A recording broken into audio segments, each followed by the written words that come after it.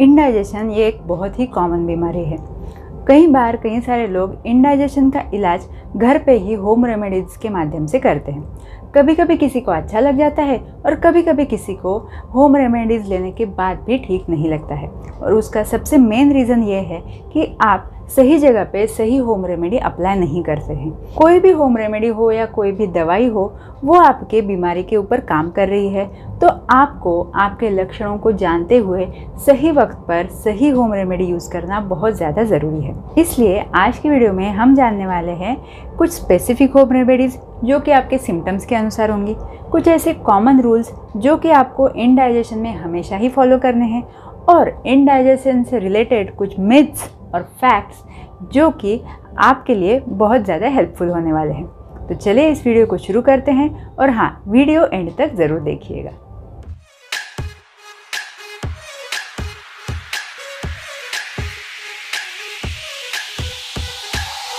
नमस्कार, स्वागत है आपका पथ्य लाइफ केयर में, और मैं हूँ डॉक्टर सोनल। मैं एक आयुर्वेदा एक्सपर्ट हूँ, और किसी भी बीमारी के लिए आयुर्वेद के माध्यम से क्या किया जा सकता है, योगा के माध्यम से क्या किया जा सकता है, आपके लाइफस्टाइल में क्या क्या मॉडिफिकेशंस कर सकते हैं, इस बारे में हम हमारे चैनल पर डिटेल में वीडियोस लाते रहते हैं। तो हमारे चैनल को अभी से सब्सक्राइब कर दीजिएगा। जैसे कि मैंने आपको पिछले वीडियो में भी बोला था कि इंडाइजेशन जो है वो हमारे सारे ही डाइजेस्टिव डिसऑर्डर का रूट कॉज होता है। पहले इंडाइजेशन होगा और उसके आगे चल के आपको एसिडिटी, IBS, IBD ये सारी चीज़ें होना शुरू हो जाएगा। दूसरी बात, एक बार आपका डाइजेशन डिस्टर्ब हो गया तो आपको आपके बॉडी के सारे ही फंक्शंस में कुछ ना कुछ प्रॉब्लम होना शुरू हो जाएगा, क्योंकि आयुर्वेद के अनुसार आपके बॉडी के हर एक डिसीज़ का रूट कहीं ना कहीं आपके डाइजेस्टिव सिस्टम से जुड़ा हुआ रहता है। तो कभी भी अगर आपको इंडाइजेशन की तकलीफ होती है तो उसके ऊपर सबसे पहले इमीडिएटली काम करना आपके लिए बहुत ज़्यादा ज़रूरी होता है। और अगर आपको बार बार इंडाइजेशन हो रहा है तो अभी मैं कुछ ही देर में कुछ रूल्स बताने वाली हूँ। वो रूल्स आपको हमेशा के लिए ही फॉलो करना है। आप ऐसा समझ के चलिए कि आपके लाइफस्टाइल में ये मॉडिफिकेशन आपको हमेशा करने हैं, जिससे कि आपका बार बार होने वाला इंडाइजेशन कम हो जाएगा। तो चलिए क्या क्या रूल्स है वो समझते हैं। तो आज ऐसे 10 रूल्स मैं आपको बताने वाली हूँ जो कि आपके इंडाइजेशन के लिए आपको हमेशा फॉलो करने हैं। तो रूल नंबर 1 है वार्म वाटर, वार्म फूड और सेमी सॉलिड फूड। यानी कि अगर आपको इंडाइजेशन की परेशानी है तो पानी आपको गुनगुना ही पीना है। ठंडा फ्रिज का पानी, मटके का पानी भी आप अवॉइड कीजिए, गुनगुना पानी पीजिए। अगर बहुत ही ज़्यादा गर्मी है तो आप रूम टेम्परेचर का पानी ले सकते हैं, अदरवाइज़ गुनगुना पानी सही है। आपका खाना गुनगुना होना चाहिए। फ्रिज से निकाल के आपने वैसा का वैसा कंज्यूम कर लिया, ये नहीं चलेगा। फ्रोज़न फूड्स रहते हैं वो नहीं आपको खाने हैं। आइसक्रीम्स, कोल्ड ड्रिंक्स, इनका इस्तेमाल आपको बिल्कुल नहीं करना है, क्योंकि ये आपके अग्नि यानी डाइजेस्टिव पावर को सीधा सीधा कम कर देते हैं। तो जो भी आप खाना खाएंगे वो बहुत गर्म नहीं रहा तो भी चलेगा, लेकिन गुनगुना ज़रूर होना चाहिए। और तीसरा है सेमी सॉलिड। बहुत ड्राई खाना खाने से अच्छा है कि आप थोड़ा सा सेमी सॉलिड लें, जिससे कि आपको वो पचने में मदद करेगा। बहुत लिक्विड नहीं लेना है और एकदम सूखा खाना भी आपको नहीं खाना है। पॉइंट नंबर 2, आपको दिन में बिल्कुल भी नहीं सोना है। आपने खाना खा लिया और आप अगर सो गए दिन में तो क्या हो जाता है कि आपका खाना जो है वो ठीक से पचता नहीं है, और उसकी वजह से इंडाइजेशन बढ़ते रहती है, एसिडिटी आपको होते रहती है। तो दिन में सोना आपको कम्प्लीटली अवॉइड करना है। पॉइंट नंबर 3, पोस्ट मील एक्सरसाइज। इसका मतलब क्या होता है? बहुत ज़ोर से एक्सरसाइज करना नहीं। तो खाना खाने के बाद आपको या तो वज्रासन में बैठना है 10 मिनट के लिए, और अगर ये पॉसिबल नहीं है तो थोड़ा सा एटलीस्ट 100 to 200 स्टेप्स आपको खाना खाने के बाद चलना है। बिल्कुल उसमें आपको भागा दौड़ी नहीं करना है, ज़ोर से नहीं चलना है। आप आराम से चलिए, लेकिन कम से कम 100 to 200 स्टेप्स आपके हो जाने चाहिए। इससे होता ये है कि आपका जो एसिड है वो ऊपर की तरफ नहीं आता है, आपका खाना प्रॉपरली डाइजेस्ट होके इंटेस्टाइन्स की तरफ चला जाता है। पॉइंट नंबर 4 है कपालभाति प्राणायाम। तो ये कपालभाति प्राणायाम आपको डेली करना है। इससे क्या होता है कि आपके इंटेस्टाइन्स को काफ़ी मूवमेंट मिलती है, एक प्रकार से उनका मसाज हो जाता है, और इस वजह से आपका डाइजेस्टिव पावर भी सुधरता है, आपको पेट साफ होना शुरू हो जाता है, और गैसेस की परेशानी भी काफ़ी हद तक कम हो जाती है। 5 नंबर पॉइंट, पवन मुक्तासन। तो पवन मुक्तासन ये तो डाइजेशन के लिए सबसे अच्छा आसन माना जाता है। इसके नाम में ही है पवन मुक्त, यानी कि आपका जो भी गैसेस आपके शरीर में है, एक्स्ट्रा गैसेस है, उसको बाहर निकालने का काम ये पवन मुक्तासन करता है। तो डेली आपको कम से कम 2 बार पवन मुक्तासन करना है। ये खाली पेट करना होता है, खाना खाने के बाद बिल्कुल नहीं करना है, ठीक है। और वज्रासन, जैसे मैंने पहले बोला, खाना खाने के बाद आप वज्रासन कर सकते हो।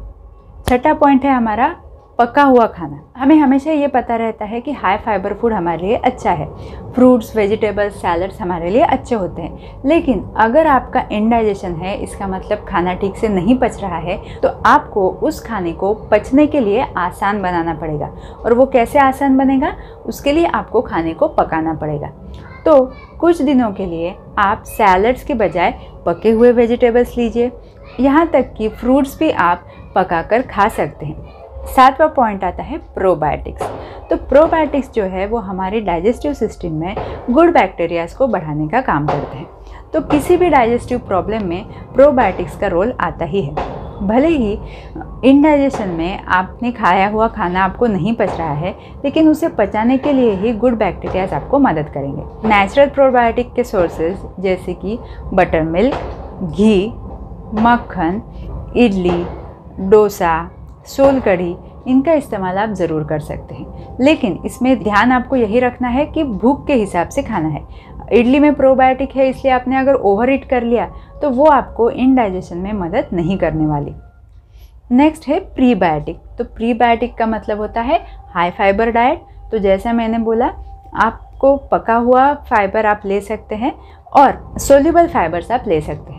अब सोल्यूबल फाइबर मतलब क्या, इनसोल्यूबल फाइबर मतलब क्या, इसके बारे में हमने डिटेल में वीडियो बनाई हुई है। उसका लिंक आपको ऊपर आई बटन पे मिल जाएगा और डिस्क्रिप्शन में भी मिल जाएगा। तो वो वीडियो आप जाके ज़रूर चेक कीजिए। IBS से रिलेटेड काफ़ी सारे सवालों के वहाँ पे आपको जवाब मिल जाएंगे। अब हमारा 9वां पॉइंट है लंघन। लंघन यानी कि जितना भूख है उतना ही खाना आपको खाना है। ओवर ईटिंग बिल्कुल भी नहीं करना है। और हाँ, कुछ स्पेसिफिक टेस्ट हैं, ये आपको अवॉइड करना है, जैसे कि मीठा, नमकीन और खट्टा। ये चीज़ें, ये टेस्ट की फूड जो है वो आपको थोड़ा कम यूज़ करना है। और कड़वा, तीखा, ये चीज़ें आप ज़्यादा यूज़ कर सकते हैं। सिर्फ जिनको एसिडिटी है इनडाइजेशन के साथ, उन्होंने तीखी चीज़ें नहीं लेना है। इस बारे में मैं और डिटेल में आगे बात करूँगी, तो आपको और अच्छे से समझ में आ जाएगा। और पॉइंट नंबर 10 है, कुछ आपको गुड हैबिट्स लगानी है, जैसे कि रात को जागना नहीं है, सुबह में आपको जल्दी उठ जाना है, आपके खाने पीने का टाइमिंग फिक्स करना है, आपके मोशन को जाने का टाइमिंग फिक्स करना है।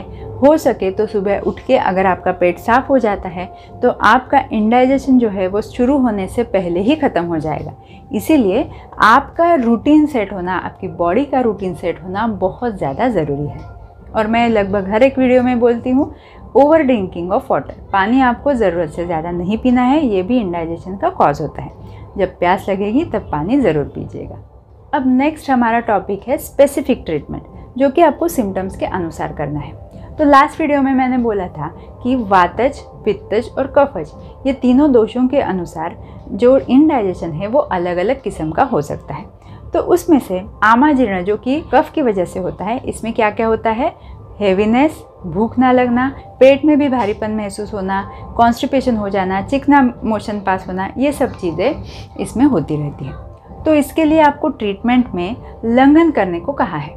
अब लंघन में आप क्या क्या कर सकते हैं, आप भूख लगने के बाद ही खाना खाइए, ये कर सकते हैं। या तो फिर जो भी खाना खाएंगे वो आपको हल्का खाना है, यानी कि जो जल्दी पच जाएगा। इसके अलावा आयुर्वेद के अनुसार एक्सरसाइज करना, थोड़ी देर तक धूप में बैठना, सुबह की जो कच्ची धूप होती है उसमें थोड़ी देर तक बैठना, नहाने के लिए गर्म पानी का इस्तेमाल करना, इन सारी चीज़ों से भी शरीर में लंघन होता है और आपका अग्नि या डाइजेशन इम्प्रूव होने में मदद मिलती है, ऐसा आयुर्वेद का मानना है। फूड आइटम्स की अगर बात करें तो मूंग की दाल, ज्वार, बाजरा, ये चीज़ें पचने के लिए आसान होती है। कोई भी आपका ग्रेन हो, उसको आप अगर एक बार अच्छे से ड्राई रोस्ट कर ले, यानी कि भून लेंगे, तो वो आपके लिए पचने को आसान हो जाता है।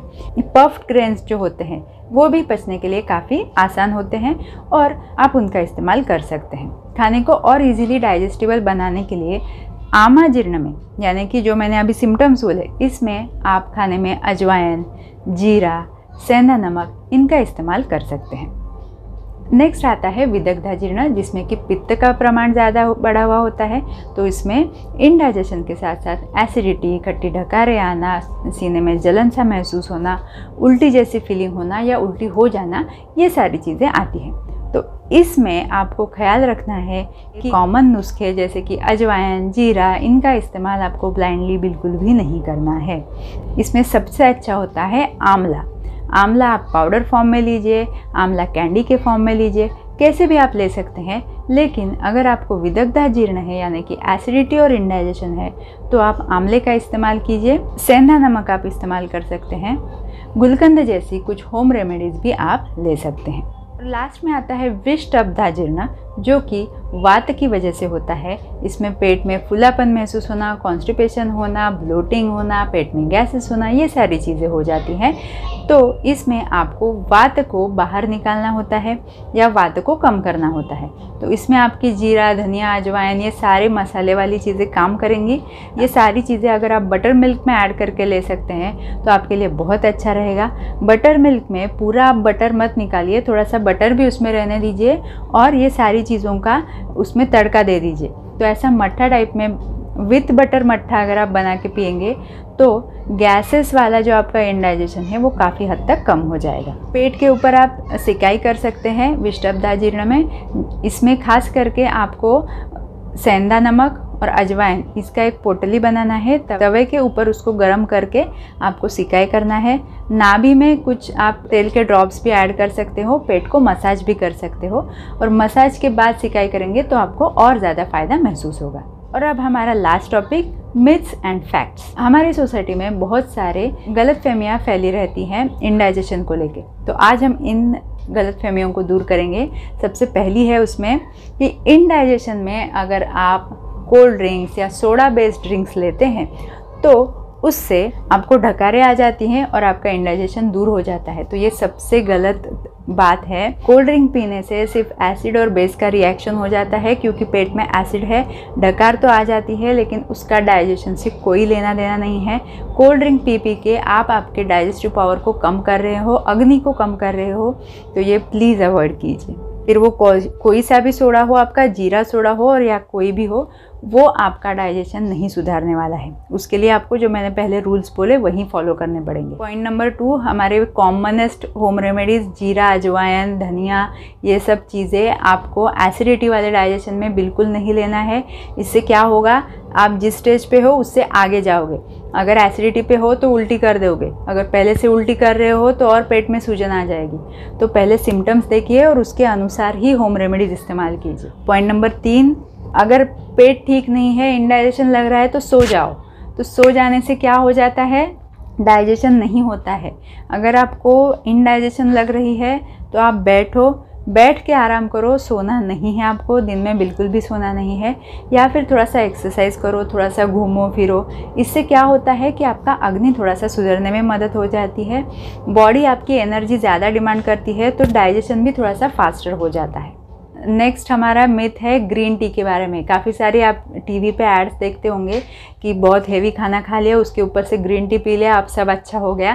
तो ऐसा बिल्कुल भी नहीं है। ग्रीन हो या ब्लैक हो, टी तो टी ही होता है, जो कि आपका डाइजेशन नहीं इम्प्रूव करने वाला। ये आपको एसिडिटी ही देगा अगर आप इंडाइजेशन की कंडीशन में इसको लोगे तो। हाँ, गुनगुना पानी पीने से थोड़ा बहुत आपको अच्छा महसूस हो सकता है, लेकिन अगर ओवर ईट कर लिया है आपने तो उसके ऊपर एक ही उपाय है कि खाना पचने तक कुछ ना खाएं। ये सबसे अच्छा तरीका है, सिर्फ गुनगुना पानी पीते रहे अगर वो भी ज़रूरत पड़ी तो। ये ग्रीन टी पीने से आपका खाना नहीं पचने वाला। और लास्ट में आता है टी, कॉफ़ी। जनरली हमें ऐसा लगता है कि आज मुझे इंडाइजेशन लग रहा है, चलो मैं आज कुछ नहीं खाती हूँ, तो मैं सिर्फ थोड़ा सा चाय, कॉफ़ी, दूध पी के सो जाऊँगी। तो ऐसा नहीं है। चाय, कॉफ़ी, दूध पीने से आपका एसिडिटी बढ़ जाएगा। शरीर में आपके जो भी दोष है, इंडाइजेशन है, वो कम नहीं होने वाला, उल्टा बढ़ेगा।